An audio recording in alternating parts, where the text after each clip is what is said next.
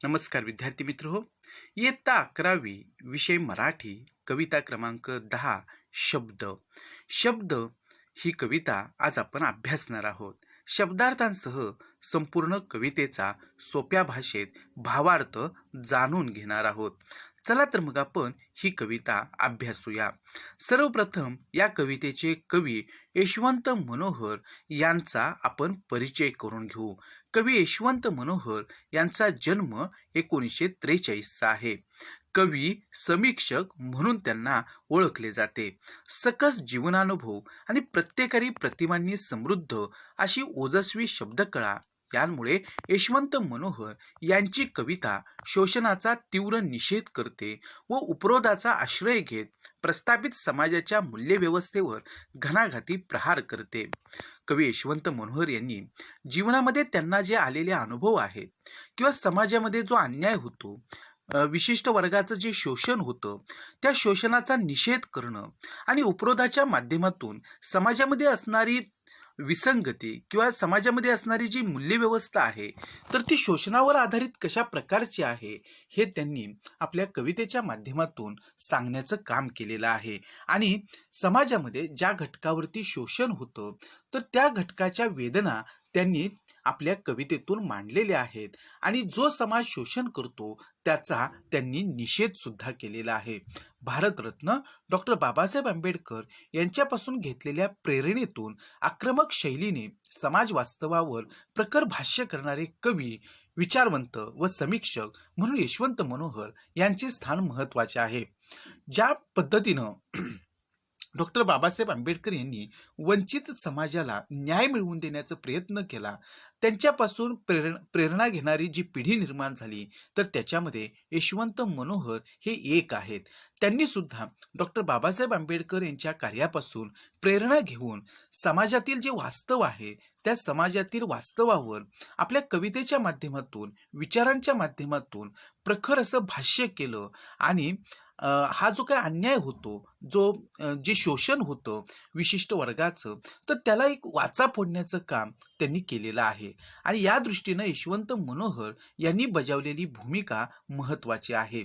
आणि साहित्याच्या माध्यमातून या ज्या व्यथावेदना असतील तर ते मांडण्याचं काम ज्या अनेक लेखक कवींनी केलं, त्याच्यामध्ये यशवंत मनोहर हे एक आहेत. उत्तान गुंफा, काव्य भीमायन, मूर्तिभंजन, जीवनायन, प्रतीक्षायन, अग्नीचा आदिबंध, स्वप्न संहिता, युगमुद्रा, बाबासाहेब हे त्यांचे कविता संग्रह प्रसिद्ध आहेत. दलित साहित्य, सिद्धांत आणि स्वरूप, स्वाद आणि चिकित्सा, समाज आणि साहित्य समीक्षा, नवे साहित्यशास्त्र, परिवर्तनवादी जीवनमूल्ये आणि वाङ्मयीन मूल्ये ही त्यांची समीक्षात्मक पुस्तके प्रसिद्ध आहेत. रमाई, मी यशोधरा इत्यादी त्यांच्या कादंबऱ्या प्रकाशित आहेत. तर स्वप्नसंहिता या कविता संग्रहाला महाराष्ट्र शासनाचा पुरस्कार, मराठवाडा साहित्य परिषदेचा कवी कुसुमाग्रज पुरस्कार इत्यादी अनेक पुरस्कारांनी ते सन्मानित आहेत. विद्यार्थी मित्र हो, स्वप्नसंहिता हा जो त्यांचा काव्यसंग्रह आहे, याच काव्यसंग्रहातून शब्द ही कविता घेतलेली आहे. विद्यार्थी मित्र हो, कवी यशवंत मनोहर यांनी लिहिलेले जे काही काव्यसंग्रह आहेत, तर त्या काव्यसंग्रहाची मुखपृष्ठ आपल्याला इथे पाहायला मिळत आहेत. उत्तान गुंफा असेल, मूर्तिभंजन असेल, बाबासाहेब हे काव्यसंग्रहात्मक पुस्तक असेल की त्यांनी हे लेखन जे आहे तर ते केलेलं आहे. हे त्यांचे कविता संग्रह प्रसिद्ध आहेत. आता जे शब्द ही कविता आपण त्यांची अभ्यासणार आहोत, या कवितेची मध्यवर्ती कल्पना आपल्याला जाणून घ्यायची आहे. विद्यार्थी मित्र हो, कवीला भोवतालच्या जगात विषमतांचे जाळे आढळते. आता आपण जर बघितलं तर आपण जीवन जगत असताना सारखेपणा, समानता आपल्याला समाजामध्ये असलेली आढळत नाही. ते असायला पाहिजे हा आदर्शवाद आहे, पण काही वेळेला विविध क्षेत्रांमध्ये आपल्याला विषमता आढळते. शोषण करणारा एक वर्ग आणि हे शोषण सहन करणारा शोषितांचा वर्ग हा समाजामध्ये असतो. गरीब श्रीमंत असतील किंवा स्त्री पुरुष असेल की अशा प्रकारचा जो भेदभाव आहे तर तो समाजामध्ये असतो. आणि अशा पद्धतीचं हे आपलं भोवतालचं जग असतं. एकीकडे पैशांची श्रीमंती आणि दुसरीकडे मनाचा कंगालपणा. बघा हा विरोधाभास कसा व्यक्त केलेला आहे की एकीकडं पैशांची श्रीमंती असते तर दुसरीकडे मात्र मनाचा संकुचितपणा जो आहे, मनाचा कंगालपणा जो आहे, तोही आपल्याला जाणवतो. तोंडात मूल्ये आणि वागण्यात संधी साधूपणा, म्हणजे तोंडात आदर्शवादी मूल्ये आपली असतात, परंतु प्रत्यक्ष जीवनामध्ये वागत असताना मात्र आपण ढोंगीपणानं वागत असतो. आपल्या पद्धतीनं त्या मूल्यांचा अर्थ लावतो आणि जगण्याचा प्रयत्न करतो. अंधारनिष्ठ आयुष्य आणि उजेडाची मुखवटे. आता बघा की एकीकडे आपल्या आयुष्यामध्ये अंधार पसरलेला असतो, मग तो अंधार वेगवेगळ्या गोष्टींचा असू शकतो, आणि दुसरीकडे उजेडाचे मुखवटे परिधान करून आपण समाजामध्ये वावरत असतो. म्हणजे हे खरं तर विसंगती आहे जीवन जगत असताना जी आपल्या वाट्याला येत असते. आणि अशा आंतरविरोधांनी कवीच्या जीवाचा भडका उडतो. आणि मग अशा पद्धतीच्या गोष्टींना सामोरं जात असताना कवींना हे सगळं सहन होत नाही, आणि मग त्यांच्या मनामध्ये असणाऱ्या ह्या ज्या वेदना आहेत या विशिष्ट गोष्टींबद्दलच्या, तर त्या शब्दांच्या द्वारे बाहेर पडतात. या प्रश्नांच्या गर्दीत जगण्याचा आधार मिळण्यासाठी कवी शब्दांचा आधार घेतात, आणि जीवन जगत असताना या सगळ्या विषमतेचा ते अनुभव घेतात, आणि त्यांना लक्षात येतं की हे जीवनामध्ये अशा पद्धतीचं हे सगळं गोष्टी ज्या सुरू आहेत तर ते काही योग्य नाहीत. परंतु हे सगळं जगत असताना जे वाट्याला आलेलं आयुष्य आहे ते जगण्याशिवाय आपल्याकडे पर्याय नसतो, आणि अशा वेळेला जगण्याचा आधार जो आहे तर तो कवींना मिळतो, तो म्हणजे शब्दांचा. आणि त्यांची कविता सर्व दिशांनी झेपावणाऱ्या नकारांशी भांडणारी ठरते. आणि ज्या गोष्टी समाजामध्ये अयोग्य सुरू आहेत किंवा ज्या पद्धतीनं समाजामध्ये ह्या विसंगती असलेल्या कवींना दिसतात, तर त्याचा जेवढा विरोध करायचा तेवढा विरोध कवी करतायत. त्या प्रत्येक नकाराशी ते भांडतायत, आणि त्याच भावना त्या कवितेतून सुद्धा मांडतायत. कवी म्हणून जगलेलं भोगलेलं त्यांच्या कवितेतून प्रकटते, आणि कवी म्हणून ते जे काही आयुष्य जगलेले आहेत, त्यांनी जे जीवनामध्ये सहन केलेलं आहे, तर हे सगळं त्यांच्या कवितेमधून मांडण्याचा प्रयत्न ते करतात. आणि शब्द ही कविता सुद्धा अशाच प्रकारची कविता आहे की इथे सुद्धा कवी यशवंत मनोहर यांनी जे जीवन भोगलेलं आहे किंवा जी विषमता त्यांना पाहायला मिळते आजूबाजूला, तर त्याविषयीचा एक आक्रोश जो आहे, वेदना जी आहे, तर ती ते मांडण्याचा प्रयत्न करतायत. आणि स्वप्नसंहिता हा त्यांचा जो काव्यसंग्रह आहे, या काव्यसंग्रहातून ही कविता घेतलेली आहे. आता आपण प्रत्यक्ष ही कविता समजावून घेऊ, या कवितेचा भावार्थ जाणून घेऊ. पहा इथे कवी काय म्हणतायत. आकांताने हाका घातल्या माझ्या, तेव्हा तेव्हा शब्दच धावून आले. माझ्या निरुत्तर निखाऱ्यांना माऊलीने घ्यावे, तसे पोटाशी घेतले. आपण सर्वप्रथम शब्दार्थ पाहू. आकांत म्हणजे आक्रोश, हाका घालणे म्हणजे साद घालणे, निरुत्तर म्हणजे अबोल, निखारे म्हणजे अंगार, माऊली म्हणजे आई, आणि पोटाशी घेणे म्हणजे प्रेमाने जवळ घेणे. विद्यार्थी मित्र हो, आपण आत्ताच प्रस्तावनेमध्ये बघितलं की जे विषमतेनं भरलेलं जग जे आहे, त्या जगाचा अनुभव कवींनी घेतलेला आहे. कवी जे जीवन जगलेले आहेत, त्यांनी जीवनात जे भोगलेलं आहे, ज्या संकटांचा सामना त्यांनी केलेला आहे, जे दुःख त्यांच्या वाट्याला आलेले आहेत, त्यांना सामोरं जाताना जीवन असह्य व्हायला होतं, आणि जे आपल्या बाबतीमध्ये होऊ शकतं तेच कवींच्या बाबतीमध्ये सुद्धा झालेलं आहे. ह्या सगळ्या गोष्टींचा सामना करताना त्यांना हे जीवनच नकोसं वाटायला लागलेलं आहे. ते दुःखी झालेले आहेत, त्यांना हे जीवन असह्य वाटायला लागलेलं आहे. आणि अशा वेळेला कवी सांगतात की मला अशा ह्या प्रसंगी की जेव्हा मला आयुष्यामध्ये कोसळण्याची वेळ आली, मला निराधार वाटायला लागलं, तेव्हा या शब्दांनी मला सावरलं. आता शब्द आपल्याला माहिती आहे की संत तुकारामांनी शब्दांचं सुरेख वर्णन केलेलं आहे, आणि या कवितेशी संबंधित त्या गोष्टी असल्यामुळं मी ते सांगतो की संत तुकाराम असं म्हणतात की शब्दाची आमच्या जीवाचे जीवीचे जीवन, म्हणजे शब्द आपल्याला किती अमूल्य असतात किंवा शब्द आपल्याला कसे आधार देतात, आणि हे जीवित्व आहेत शब्द म्हणजे, असं संत तुकाराम म्हणतात. आम्हा घरी धन शब्दांचीच रत्ने, शब्दांचीच शस्त्रे यत्ने करू, असं संत तुकाराम म्हणतात की आमच्याकडे काही नसलं तरी काहीही नाही, परंतु शब्दरूपी धन मात्र आमच्याकडं आहे, आणि हे शब्दरूपी धनच आमच्यासाठी महत्त्वाचं आहे, असं संत तुकारामांनी म्हटलेलं आहे. आणि आपल्याला सगळ्यांना माहिती आहे शब्दांचं काय महत्त्व असतं, की आपण ज्या पद्धतीनं ह्या शब्दांचा आधार घेत असतो आणि जगण्यासाठी आपल्याला जे बळ हे शब्द देत असतात ते कवींच्या जीवनामध्ये सुद्धा त्यांना आधार देणारे ठरलेले आहेत. आणि म्हणून इथं कवी असं म्हणतात, आकांताने हाका घातल्या माझ्या तेव्हा तेव्हा शब्दच धावून आले. आणि कवींना असं सांगायचं की जेव्हा माझ्या दुःखांनी हंबरडा फोडला, दुःख मला असह्य झालं, तेव्हा ह्या दुःखाने आक्रोश केला, दुःखाला सीमा उरली नाही, तेव्हा अर्थातच मी शब्दांना हाका मारल्या. म्हणजे कवींना असं सांगायचं आहे की आकांताने हाका घातल्या, की ही प्रतिमा किती महत्वाची आहे बघा, की दुःखच त्या ठिकाणी जेव्हा आक्रोश करायला लागतं तेव्हा त्या ठिकाणी आपण खरं तर उद्ध्वस्त झालेलो असतो, मनातून कोलमडून पडलेलो असतो, दुःख असह्य झालेलं असतं, दुःखाला सीमा उरलेली नसते आणि तेव्हा आपल्याला कुणाच्या तरी आधाराची गरज असते. आणि कवी असं म्हणतात की हा आधार जो आहे तो मला दुसरा तिसरा कुणी नाही तर मला शब्दांनी दिला आणि हे शब्दच माझ्या मदतीला धावून आले. पुढे ते असं म्हणतात, माझ्या निरुत्तर निखाऱ्यांना माऊलीने घ्यावे तसे पोटाशी घेतले. आणि कवींनी इथं शब्दांना दिलेली जी माऊलीची उपमा आहे तर ती सुद्धा किती महत्वाची आहे पहा, वैशिष्ट्यपूर्ण आहे पहा, की जीवनामध्ये जेव्हा जेव्हा आपल्याला आधाराची गरज वाटत असते किंवा आपल्याला आपला सगळ्यात जवळचा आधार जर कोणाचा वाटत असतो तर तो आपल्या आईचा वाटत असतो, आपल्या वडिलांचा वाटत असतो. आणि आई आपल्याला ज्या पद्धतीनं मायेनं जवळ घेते, प्रेमानं जवळ घेते आणि आपल्याला आधार देण्याचं काम करते, कारण तिचा मायेचा हात हाच आपल्यासाठी खूप मोठं बळ देणारा तो हात असतो, त्या हातामध्ये प्रचंड सामर्थ्य असतं. अगदी त्याच पद्धतीनं ह्या शब्दांना माऊलीची उपमा दिलेली आहे कवींनी. आणि म्हणून ते असं म्हणतात की माझ्या निरुत्तर निखाऱ्यांना माऊलीने घ्यावे तसे पोटाशी घेतले. की जणू त्या ठिकाणी कवींना असं सांगायचं आहे की जेव्हा कवीने अशा पद्धतीनं शब्दांना साथ घातली तेव्हा हे सगळे शब्द मदतीला धावून आले. आणि पुढे कवींना असं सांगायचं आहे की माझ्या निरुत्तर निखाऱ्यांना, म्हणजे मला चटके देणाऱ्या, असह्य करणाऱ्या निखाऱ्यांना. आता ही निखारे कशाचे आहेत? दुःखाचे आहेत, वेदनांचे आहेत, की जीवन जगत असताना कवींना ह्या दुःखाचा, ह्या वेदनांचा सामना करावा लागतोय, कारण जग विषमतेनं भरलेलं आहे.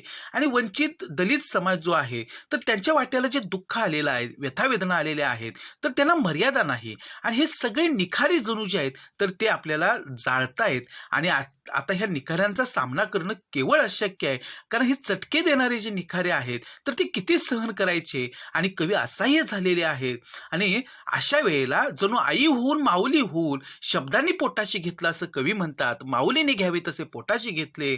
आणि अशा पद्धतीचे हे निखारे जेव्हा मला चटके देत होते तेव्हा जणू आईनं माऊली होऊन जणू ही आई म्हणजेच माऊली आपण जिला म्हणतो की शब्दांनीच ती भूमिका बजावली आणि या शब्दांनी मला जणू आईप्रमाणे पोटाशी घेतलं. आई ज्याप्रमाणे आपल्या मुलांना मायेनं, प्रेमानं, वात्सल्यानं जवळ घेते, मुलांचे सर्वच सुखदुःख आपली मानते, त्याप्रमाणे या शब्दांनी मला साथ दिली, संकटांवर मात करण्याचं बळ दिलं. म्हणजे कवींनी इथं शब्दांबद्दलची जी कृतज्ञता आहे तर ती कशा प्रकारे व्यक्त केलेली आहे आपल्या लक्षात येतं. आणि शब्दाचे आमच्या जीवीचे जीवन हे जे संत तुकाराम म्हणतात तर त्याची प्रचिती इथे आपल्याला कवींच्या बाबतीमध्ये सुद्धा आलेली दिसते, की शब्द किती महत्वाचे असतात आणि शब्द आपल्याला किती आधार जीवनामध्ये देत असतात. आणि कवींना या शब्दांनीच आधार दिला, त्यांनी लेखणीला जवळ केलं आणि साहित्याच्या माध्यमातून त्यांनी हे मांडायला सुरुवात केली आणि ह्या शब्दांनीच त्यांना धीर दिला, आधार दिला. पुढे ते काय म्हणतायत पहा, डोळ्यांपुढे अंधारून आले तेव्हा शब्दांच्याच उजेडाने हात दिला, एखादी आठवण आग घेऊन धावली तेव्हा शब्दांनीच हल्ला झेलला. आता याचा आपण शब्दार्थ पहिल्यांदा जाणून घेऊ की अंधारून येणं म्हणजे काय, तर पुढचा मार्ग न दिसणं, हात देणं म्हणजे मदत करणं, सहकार्य करणं, आणि उजेड म्हणजे अर्थातच प्रकाश. आता कवी असं म्हणतात की डोळ्यांपुढे अंधारून आले तेव्हा शब्दांच्याच उजेडाने हात दिला. आणि कवी असं इथे सांगतायत की माझ्या जीवनामध्ये जेव्हा जेव्हा अंधार निर्माण झाला, दुःख, दैन्य, संकट वाट्याला आली तेव्हा अंधार दूर करून प्रकाश निर्माण करण्याचं काम जर कोणी केलं तर ते शब्दांनीच केलं. म्हणजेच डोळ्यांपुढे अंधारून आलं तेव्हा शब्दांच्याच उजेडाने हात दिला, पुढचं काही दिसेल असं झालं तेव्हा शब्दांनीच तो प्रकाश निर्माण केला, मला आधार दिला, मला हात दिला, मला मदत केली, मला सहकार्य केलं. आणि शब्दांनी म्हणजेच या साहित्यानं मला आधार दिला, साथ दिली, असं कवी या ठिकाणी सांगतात. आता पुढे कवी असं म्हणतात की एखादी आठवण आग घेऊन धावली तेव्हा शब्दांनीच हल्ला झेलला. आणि जेव्हा अत्यंत वेदनादायक अशा ज्या आठवणी असतात त्या जणू जेव्हा आग होऊन माझ्या अंगावर धावून येते तेव्हा त्या आगीत मी होरपळून निघतो. कवीनं हे सांगायचं आहे की जुन्या आठवणी ज्या आहेत की ज्या जुन्या आठवणींचे चटके कवीने आत्तापर्यंत सहन केले आणि कधी कधी ह्या जुन्या आठवणी मनामध्ये दाटून येतात आणि तेव्हा त्या आठवणींच्या म्हणजे ह्या जुन्या आठवणी ज्या असतात तर त्याची जी आठवण आहे ती कवीनं खरं तर नको असते. त्या आठवणींना आगीची उपमा इथं दिलेली आहे आणि ह्या आगीमध्ये कवी म्हणतात की मी अक्षरशः होरपळून निघतो. ते चटके मला असंही होतात आणि तेव्हा सुद्धा हे शब्द जे आहेत ते या धगधगणाऱ्या आगीचा सामना करण्यासाठी पुढे येतात आणि माझ्यावरचा हल्ला परतवून लावतात. म्हणजे ह्या ज्या आठवणी आहेत त्या जणू एखाद्या आगीप्रमाणे माझ्या अंगावरती धावून आलेले असतात. तेव्हा शब्दच ह्या माझ्या मदतीला येतात आणि हा जणू त्या ठिकाणी हल्ला जो आहे तर तो परतवून लावण्याचं काम करतात. म्हणजे मला आधार देण्याचं काम करतात असं कवींना इथे सांगायचं आहे. म्हणजे कवी प्रत्येक ठिकाणी ह्या शब्दांचं ऋण व्यक्त करतायत की आपल्याला आपल्या जीवनामध्ये आपण ज्या आठवणी आपल्या मनामध्ये ज्या वेदना आपल्यामध्ये असतात, वेदनांचा आपण सामना केलेला असतो, जे चटके आपल्याला सहन करावे लागलेले असतात किंवा परिस्थितीमुळं आपल्याला ज्या दुःखाचा वेदनांचा सामना करावा लागलेला असतो त्या सगळ्या आठवणी ज्या असतात तर त्या जेव्हा जेव्हा मनामध्ये दाटून येतात त्या अर्थातच त्या ठिकाणी आपल्या मनाला वेदना होत असतात. आणि कवी इथं असं म्हणतात की ह्या आठवणीत जेव्हा आग होऊन आपल्या अंगावरती धावून आल्या तेव्हा तेव्हा ह्या शब्दांनी ते सगळे हल्ले जे आहेत तर ते हे परतवून लावले. म्हणजे शब्दांनीच मला आधार देण्याचं काम केलं.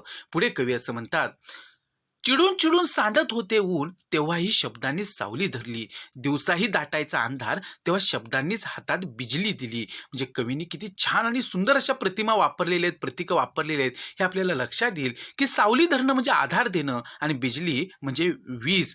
की कवी असं म्हणतात की जेव्हा माझ्या आयुष्यामध्ये तापदायक प्रसंग येत होते, म्हणजेच काय, चिडून चिडून सांडत होते ऊन, म्हणजे आता हे ऊन कशाचं आहे, तापदायक प्रसंगांचं आहे. आणि तापदायक वेदना देणारे जे प्रसंग असतात ते आयुष्यामध्ये नेहमीच येत असतात. कवींनी या सगळ्या प्रसंगांचा सामना केलेला आहे आणि म्हणून ते असं म्हणतात, चिडून चिडून सांडत होते ऊन तेव्हा ही शब्दांनी सावली धरली. आणि जेव्हा माझ्या आयुष्यामध्ये हे तापदायक प्रसंग येत होते, या वेदनादायक प्रसंगांना सामोरं जाताना माझ्यावर अतिशय दाहक असं ऊन म्हणजेच हे तापदायक प्रसंग कोसळत होते, तेव्हा शब्दांनीच या उन्हापासून माझी सुटका करण्यासाठी सावली बनून माझ्या मदतीला हे शब्द धावून आले असं कवी म्हणतात. म्हणजे इथे तापदायक प्रसंगांचं ऊन जेव्हा माझ्यावरती पडलं तेव्हा शब्दांनीच त्या ठिकाणी मला सावली देण्याचं काम केलं, शब्दच माझ्या मदतीला धावून आले. पुढे कवी म्हणतात, दिवसाही दाटायचा अंधार तेव्हा शब्दांनीच हातात बिजली दिली. आणि पुढे त्या ठिकाणी ह्या शब्दांबद्दलचं ऋण व्यक्त करताना कवी असं म्हणतात की जीवनाची वाट चालत असताना कधी कधी कवींच्या आयुष्यामध्ये जणू दिवसाही अंधार दाटून यायचा. आता दिवसा अंधार दाटून येणं म्हणजे आपल्याला खरं तर ज्या प्रसंगाला सामोरं जायला नको ते प्रसंग आपल्याला वारंवार त्या ठिकाणी त्यांना सामोरं जावं लागत असेल आणि ह्या सगळ्या व्यथावेदना आपल्याला सहन कराव्या लागणार असतील तर आपल्याला सगळ्याच गोष्टी ज्या असतात तर त्या दुःखाच्या वाट्याला येत असतील तर आपल्या आयुष्यामध्ये आनंद कधी निर्माण होणार आहे. आणि जणू जीवन जगत असताना दिवसासुद्धा अंधार निर्माण होणं म्हणजे ह्या दुःखाचं प्रसंग जे असतील ते आयुष्यभर सहन करत राहण्यासारखं असतं. आणि अशा पद्धतीनं जणू दिवसासुद्धा अंधार दाटून यायचा आपल्या जीवनामध्ये असं कवी म्हणतात. हा अंधार दुःखाचा होता, संकटांचा होता, अन्यायाचा होता. आणि तेव्हा शब्दांनीच, आणि पुढे कवी म्हणतात की शब्दांनीच हातात बिजली दिली आणि तेव्हा या शब्दांनीच कवींच्या हातामध्ये बिजली म्हणजे वीज दिली. आपल्याला माहिती आहे की आकाशामध्ये ही जी वीज आहे तर ती काही क्षणांपुरती कडाडते आणि प्रकाश निर्माण करते, ते सामर्थ्य त्या विजेमध्ये असतं. आणि कवी असं म्हणतात की शब्दांनीच अशा पद्धतीनं माझ्या हातामध्ये वीज दिली आणि दुःखाचा, संकटांचा, अन्यायाचा अंधार दूर करण्याची हिंमत दिली, धैर्य दिलं आणि हे शब्दांनी गेलं. आणि जेव्हा जेव्हा मी कोसळून पडलो, जेव्हा जेव्हा माझ्या आयुष्यामध्ये असा दुःखाचा अंधार दाटून आला, संकटांचा अंधार दाटून आला, तेव्हा तेव्हा ह्या संकटांचा सामना करण्याचं धैर्य माझ्यामध्ये जर कोणी निर्माण केलेलं असेल तर ते शब्दांनी निर्माण केलं असं कवी इथे सांगतायत. पुढे कवी काय म्हणतायत ते आपण पाहूया. कवी म्हणतात, जगून देणारे काही विसरायचे होते तेव्हाही शब्दांनीच तोल सावरला, मरणाच्या धारेत सापडलो तेव्हा शब्दांनीच माझ्याकडे किनारा सरकवला. वा, म्हणजे किती इथं शब्दांची जादू असू शकते. आणि कवी यशवंत मनोहरांनी इथं ज्या पद्धतीनं ओजस्वी शब्दकळेमध्ये आपल्या भावना मांडलेल्या आहेत त्या खरंच वैशिष्ट्यपूर्ण म्हणाव्या लागतील. आता धारेत म्हणजे प्रवाहात कवी असं म्हणतात जगू न देणारे काही विसरायचे होते, तेव्हाही शब्दांनीच तोल सावरला. म्हणजे आतापर्यंत जे सहन कवींनी केलं, जे दुःख भोगलं, ते विसरून पुढे जाण्याचा प्रयत्न जो आहे तो कवींनी केला. परंतु काही प्रसंग, काही घटना मात्र हे सगळं विसरू देत नव्हत्या. आणि ह्या घटना, हे प्रसंग मनाला नेहमीच त्या ठिकाणी दुःख देत होते आणि कवींचं मन त्यामुळे अस्थिर व्हायचं. आणि अशा वेळेला कवींना सावरण्याचं काम जे आहे, त्यांचा तोल जाऊ न देण्याचं काम जे आहे, ते कुणी केलं तर शब्दांनीच केलं. आणि अशा पद्धतीनं जेव्हा जेव्हा माझा तोल जाण्याचा प्रसंग आला, मी अस्थिर झालो, तेव्हाच त्या ठिकाणी मला सावरण्याचं काम जे आहे तर ते या शब्दांनी केलं, असं कवी सांगतात. पुढे कवी असं म्हणतात, मरणाच्या धारेत सापडलो तेव्हा शब्दांनीच माझ्याकडे किनारा सरकवला. म्हणजे कवींना असं सांगायचं आहे की केव्हा केव्हा या जीवनाचा तिटकारा यायचा, जीवन नकोसं वाटायचं, तेव्हा मरण जवळचं वाटायचं. या मरणाच्या धारेमध्ये, प्रवाहामध्ये मी सापडलो, तेव्हा या तुफानातून बाहेर काढण्यासाठी शब्दांनीच कवींना किनारा दाखवला, मार्ग दाखवला. आणि त्यामुळे कवी या मरणरूपी धारेतून सुरक्षितपणे पहिलं तीरावर पोहोचू शकले, जीवनाची वाट चालू शकले. आणि ह्या मरण यातना ज्या असतील तर त्या ज्या असह्य होत होत्या, तर त्याच्यावरती सुद्धा त्या ठिकाणी मात करण्याचं सामर्थ्य या शब्दांनी दिलं. आणि म्हणून कवी असं म्हणतात की पहिलं तीरावर पोहोचण्यासाठी मला जर कुणी मदत केली असेल, कुणी सहकार्य केलेलं असेल, तर ह्या शब्दांनी केलं, साहित्यानं केलं. आणि या शब्दांच्या बरोबरीनं मी पहिल्या तीरावरती येऊ शकलो, अशा पद्धतीनं कवी सांगतात. म्हणजे जेव्हा जीवनामध्ये असे असह्य प्रसंग आले, जेव्हा मरण सुद्धा जवळच वाटायला लागलं, तेव्हा त्याच्यातून सुद्धा बाहेर काढण्याचं काम माझ्या ह्या शब्दांनी केलं. अशा पद्धतीनं कवी या शब्दांबद्दलची आपली नेमकी भावना मनातली जी आहे तर ती व्यक्त करतात. पुढे कवी असं म्हणतात, काहीही नव्हतं हाती, वाटे स्वतःचीच भीती, तेव्हाही शब्दांनीच पाठीवर हात ठेवला. कधी वाऱ्यानं टाळले, कधी निवाऱ्याने टाळले, तेव्हा शब्दांनीच उरात आश्रय दिला. पाठीवर हात ठेवणे म्हणजे पाठिंबा देणे आणि निवारा म्हणजे आश्रय. म्हणजे कवी असं म्हणतात की काही नव्हतं हाती, वाटे स्वतःचीच भीती, तेव्हा शब्दांनीच पाठीवर हात ठेवला. की माझ्याजवळ जगण्यासाठी काही नव्हतं, दारिद्र्य, दैन्य जणू पाचवीला पोचलेलं होतं, कायम ह्या गोष्टींची मला सोबत होती. आणि यामुळे कधी कधी माझी मलाच भीती वाटत होती. आणि तेव्हा शब्दच पाठीशी उभे राहिले. आणि जेव्हा जेव्हा अडचणीच्या प्रसंगी आपल्याला कोणी आधार देण्याचं काम करतो, तेव्हा त्या सगळ्या लोकांना लोक आपल्याला आठवत असतात. किंवा आपला मित्र असेल की संकटाच्या प्रसंगी आपल्याला त्यानं मदत केलेली असेल, तर तो आयुष्यभर लक्षात राहतो. कवी असं म्हणतात की इथं माझ्या आयुष्यामध्ये खऱ्या अर्थानं हे जे शब्द आहेत, या शब्दांनी सदैव माझ्या पाठीवर हात ठेवून मला लढण्यासाठी प्रेरणा दिली. आणि जेव्हा जेव्हा मला जेव्हा भीती वाटायची, माझ्याकडे काहीच नव्हतं, मी कफल्लक आहे, ती कुठल्याच गोष्टी नसताना पुढे जात राहणं ही अवघड गोष्ट असते. आणि तसंच माझी अवस्था होते. आणि हे जीवन जगत असताना मी ते जगू शकेन की नाही, हा अन्याय अत्याचार मी सहन करू शकेन की नाही, आणि ही सगळी विषमताने भरलेली जी परिस्थिती आहे की त्याचं दुःख जे माझ्या वाट्याला येतं आहे ते कधी मी दूर करू शकणार की नाही, असं जेव्हा जेव्हा कवींना वाटायचं, तेव्हा तेव्हा या परिस्थितीवरती मात करण्याचं सामर्थ्य या शब्दांनी कवींना दिलं. जसं कुणीतरी आपल्या पाठीवरती हात ठेवून तू नुसतं लढ म्हणण्याची आपल्याला प्रेरणा द्यावी, अगदी तशाच पद्धतीनं इथे कवींना शब्दांनी साथ दिलेली आहे. पुढे कवी असं म्हणतात, कधी वाऱ्यानं टाळलं, कधी निवाऱ्यानं टाळलं, तेव्हाही शब्दांनीच उरात आश्रय दिला. आणि कवींना असं इथं सांगायचं आहे की सुखाच्या वाऱ्यानं मला टाळलं. हा वारा कशाचा आहे तर सुखाच्या वाऱ्यानं मला टाळलं, मला जे हवं ते कधी मिळालं नाही. आयुष्यात कधी कायमस्वरूपी निवारा मिळालाच नाही, कधी निवाऱ्याने टाळलं. आणि जो निवारा आपल्याला प्रत्येकाला मिळायला पाहिजे, जो आश्रय मिळायला पाहिजे, तो सुद्धा मला कधी मिळाला नाही. आणि तेव्हा शब्दांनीच उरात आश्रय दिला, परंतु शब्दांनी मला कधीच नाकारलं नाही, कारण या शब्दांनीच मला वेळोवेळी निवारा दिला, आश्रय दिला, साथ दिली. आणि म्हणून इथपर्यंतची वाट मी चालू शकलो, असं कवी सांगतात. पुढे कवी असं म्हणतात, मी भिकारी, मी शब्दांना काय देऊ, मी कर्जदार, शब्दांचा कसा उतराई होऊ, मी शब्दांत शिरलो आणि स्वतःला वाचविले, जहर मी प्यालो आणि शब्दांनी ते पचविले.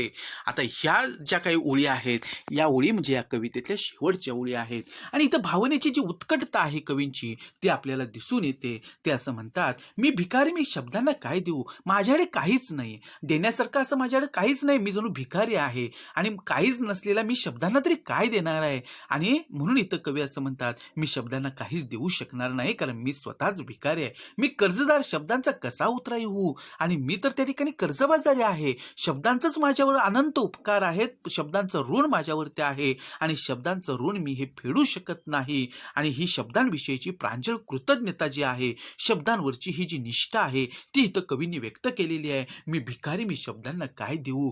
आज शब्दच त्या ठिकाणी मला एवढं भरभरून देत आहेत. मी शब्दांना काय देणार? शब्दांनीच मला एवढं सगळं दिलेलं आहे. मी ह्या शब्दांचाच कर्जबाजारी आहे आणि ह्या शब्दांच्या ऋणातून मी उतराई कसा होऊ? हे शब्दांचे ऋण मी कसे फेडू? जसं आई-वडिलांचं ऋण कधी फेडता येणार नाही, तसं कवी म्हणतात, की ह्या शब्दांचे ऋण मला माझ्या आयुष्यामध्ये कधीच फेडता येणार नाहीत. मी शब्दांत शिरलो आणि स्वतःला वाचविले. जहर मी प्यालो आणि शब्दांनी ते पचविले. आणि पुढे त्या ठिकाणी आपली ही जी भावनेची उत्कटता आहे, ती व्यक्त करताना आणि शब्दांवरचं आपलं जे शब्दांबद्दलची जी कृतज्ञता आहे, तर ती व्यक्त करताना कवींनी जे म्हटलेलं आहे ते शेवटच्या 2 ओळींमध्ये ते फारच महत्त्वाचं आहे. मी शब्दांत शिरलो आणि स्वतःला वाचविलं. म्हणजे कवींना असं म्हणायचं आहे, मीच या शब्दांच्या अंतरंगामध्ये शिरलो आणि या घातकी दुनियेपासून स्वतःला वाचविलं. कारण जेव्हा जेव्हा कवी जगण्याचा प्रयत्न करत होते, तेव्हा विषमतेने भरलेल्या या जगामध्ये कवींना अनेक नकारांचा सामना करावा लागला आणि ह्या नकारांचा सामना करत असताना कित्येक वेळेला ते कोसळून पडले. परंतु तेव्हा तेव्हा सावरण्याचं काम कवींना या शब्दांनी केलं आणि म्हणून ते म्हणतात, मी शब्दांत शिरलो आणि स्वतःला वाचविलं. या शब्दांच्याच अंतरंगामध्ये मी शिरलो आणि मी माझं रक्षण केलं. शब्दांनीच माझं रक्षण केलं. जहर मी प्यालो आणि शब्दांनी ते पचविलं. आणि पुढे कवी असं म्हणतात, मी माझ्या आयुष्यामध्ये हे जे दुःखाचं जहर जे आहे ते प्यालो.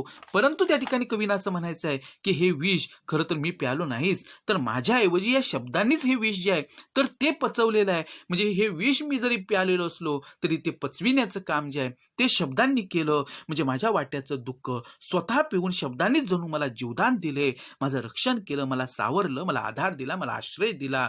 आणि अशा पद्धतीचं हे ऋण जे आहे ते ह्या शेवटच्या 4 ओळींमध्ये कवींनी व्यक्त केलेलं आहे. विद्यार्थी मित्र हो, या भोवतालच्या जगामध्ये ही जी विषमता कवींना दिसत होती आणि जी मूल्य होती, तर ती मूल्येसुद्धा कशा पद्धतीनं विसंगती त्या मूल्यांमध्ये आहे हे कवींच्या लक्षात येत होतं. आणि जीवन जगत असताना त्यांना अशा पद्धतीचा हा अन्याय, अत्याचार जो आहे तर तो सहन करावा लागला. आणि वंचितांच्या वाट्याला ह्या अशा पद्धतीचा जेव्हा अन्याय वाट्याला येतो किंवा त्यांचं जे शोषण होतं, तर त्याला त्या ठिकाणी उत्तर देण्याचं काम त्यांनी आपल्या साहित्यातून केलं आणि आपल्या लेखणीच्या माध्यमातून या सगळ्या प्रश्नांना त्यांनी वाचा फोडली. आणि ही वाचा फोडण्याचं काम ज्या शब्दांनी केलं, त्या शब्दांबद्दलची ही कृतज्ञता आहे. या शब्दांना एक प्रकारचं अभिवादन जे आहे ते कवींनी या कवितेमध्ये केलेलं आहे. विद्यार्थी मित्र हो, तुम्हाला नक्कीच ही कविता समजलेली असेल. या व्हिडिओमध्ये आज आपण इथेच थांबणार आहोत. धन्यवाद.